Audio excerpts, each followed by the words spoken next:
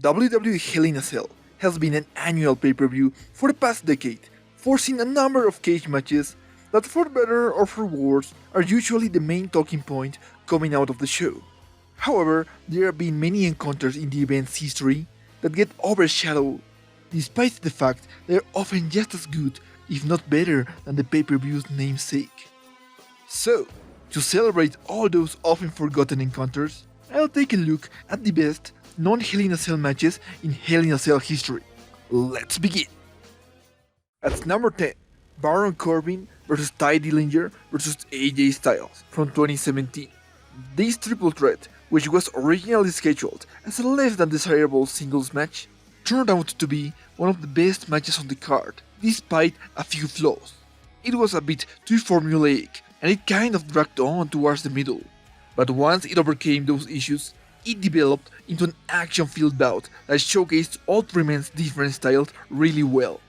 In fact, this just might be the best showing Ty ever got during his main roster career.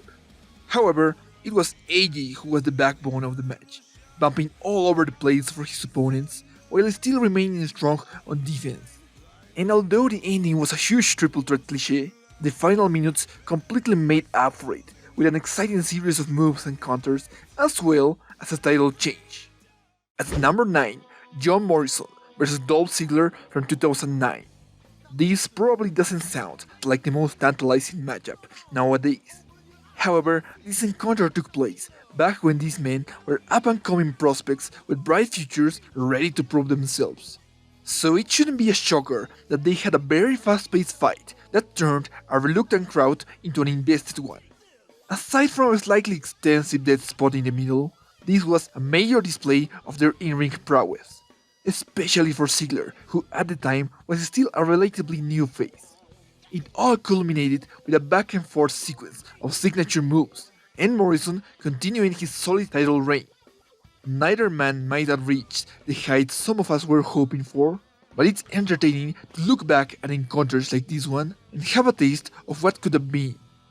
Speaking of which, at number 8, Dolph Ziggler vs Cesaro in a 2 out of 3 falls match from 2014. Cesaro and Ziggler were fixtures of the mid-card scene during this year, and it sucks WWE never capitalized on their popularity with a proper push. Nevertheless, they still delivered in the ring no matter what, and this IC title bout was quite possibly the best example of it.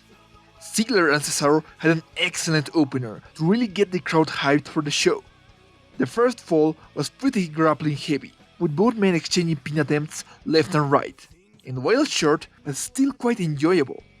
The second fall though, that one raised this match to the next level, with several great move sequences to put over Ziggler's resilience and Cesaro's expertise, as well as a strong ending. The only issue that stops this bout from ranking any higher is that it ended with a clean sweep. This could have been the match of the night, but I guess it wasn't meant to be. At number 7, Becky Lynch vs Charlotte Flair from 2018. Everybody remembers Becky finally snapping and assaulting Charlotte at SummerSlam, and their last women standing match at Evolution.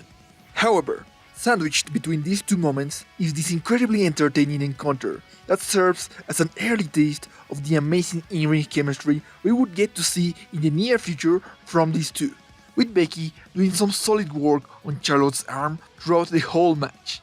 Adding to that, we had an incredibly involved crowd, all cheering for Becky and completely making up for the commentary trying their hardest to paint Charlotte as the face of the story.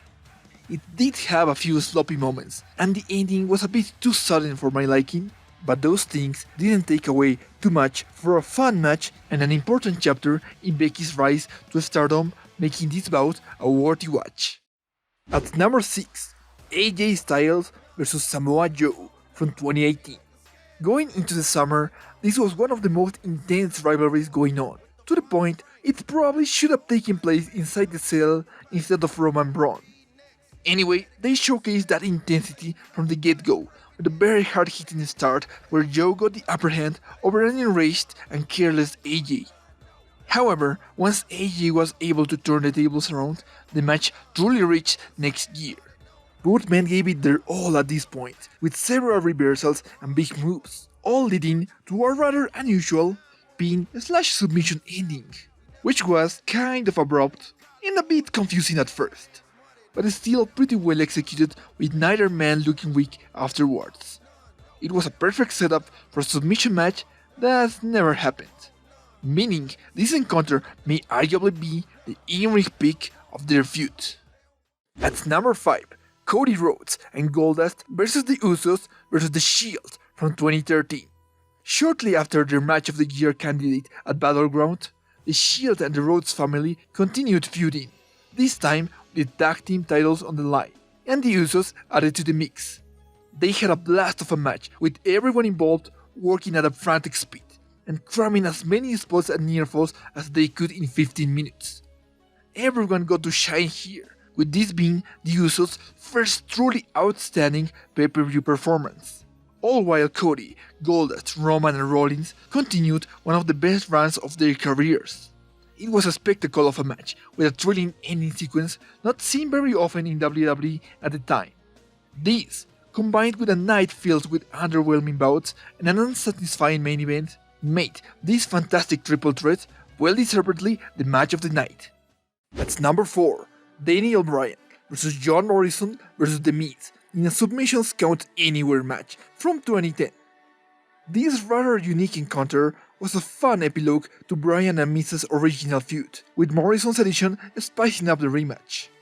The Never Seen Again stipulation really allowed Bryan to show off his technical mastery, while forcing Miz and Morrison to use different maneuvers from what they are used to. It also helped the match stand out, with the participants sporadically changing the locations around the ring, the crowd area, and the entrance ramp, all while never stopping their submission attempts. Aside from some outside interference, the closing minutes were really exceptional, with a creative, high-risk spots that should be talked more about by Morrison, and the immensely satisfying ending shot of Bryan tapping out Miz atop the ramp to end this brilliant opening contest on a high note.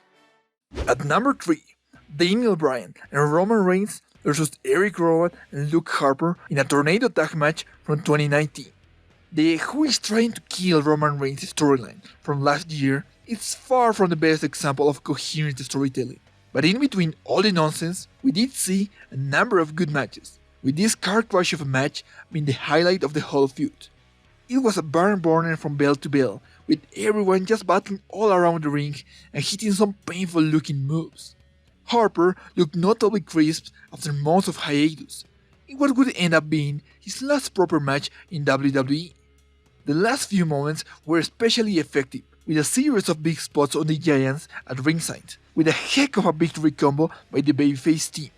So let's remember this rivalry for this tremendous tag match and pretend like the two Rowans cliffhanger never occurred. At number 2, The Big Show vs Sheamus from 2012. On paper, this encounter shouldn't have worked in the slightest. Nobody was looking forward to seeing a Big Show title match, and Sheamus' title reign had failed to connect with the crowd. And yet, against all odds, they had a genuinely entertaining match that brought the best out of both men. They completely succeeded in telling a classic David vs Goliath story, with Big Show dominating early on, before Sheamus started making a valiant comeback in the second half. From that point on, they fought like equals, utilizing their best offense, leading into a finale that pitted the Brogue Kick against the KO Punch. In the end, after both men connected and kicked out of their signature finishers, Big Show shockingly came out on top, to the cheers of an invested crowd. It might have had a very slow-paced beginning, but the overall product is a testament of what these men can do under the right conditions. And before moving to number 1, I'll quickly go through a few honorable mentions. Jerry Show vs Rey Mysterio and Batista from 2009. A well-worked tag match that I wish lasted about 5 minutes longer, but at least was a solid setup to Batista's heel turn. Wade Barrett vs John Cena from 2010. These two had some decent chemistry, but there was too much interference for the match to make the list. Sheamus vs Christian from 2011. The definition of a perfectly solid opener that could have ranked higher with a more established story. The New Day vs Rusev and Aiden English from 2018. A very good kickoff match that sadly marked the last time Rusev Day worked as a team. The Kabuki Warriors vs Alexa Bliss and Nikki Cross from 2019. Pretty entertaining despite its lack of an actual build. It also had the honor of featuring the debut of Asuka's Green Mist. At number 1, Drew McIntyre and Dolph Ziggler vs Seth Rollins and Dean Ambrose from 2018. Hell in a Cell 2018 was an all-around amazing show, with 2 matches already on this list. An honorable mention, Jeff Hardy vs Randy Orton, which was pretty good, and Roman Reigns vs Braun Strowman, which was 90% of a decent main event. However, rising above all of those is this masterpiece of a tag match. Just by looking at the participants, it was clear this had the potential to steal the night, and it absolutely did it. Everyone brought their A-game, with Rollins and Ziggler carrying the bulk of the match early on in a display of all the in-ring chemistry they developed over the summer. It did have a slow segment during the middle of the match that lasted a bit too long, but everything that came after Dean's hot tag completely made up for it. The action afterwards just didn't stop, with big moves, counters and kickouts coming from left and right. It all culminated with Drew and Seth's Claymore in the middle of a Falcon Arrow spot, which secured itself as one of the most superb looking ending sequences of the entire last decade. The ending alone would have guaranteed this bout a spot on the list, but it's the combination of everything that came before that makes me think this is the best non-Hell in a Cell match in Hell in a Cell history. Did I miss any match? Leave a comment down below with your favorite non-Hell in a Cell matches. And don't forget to like, subscribe, and follow me on Twitter @PomminWrestling for any update. That's all for now. Thanks so much for watching. Until next time, see ya!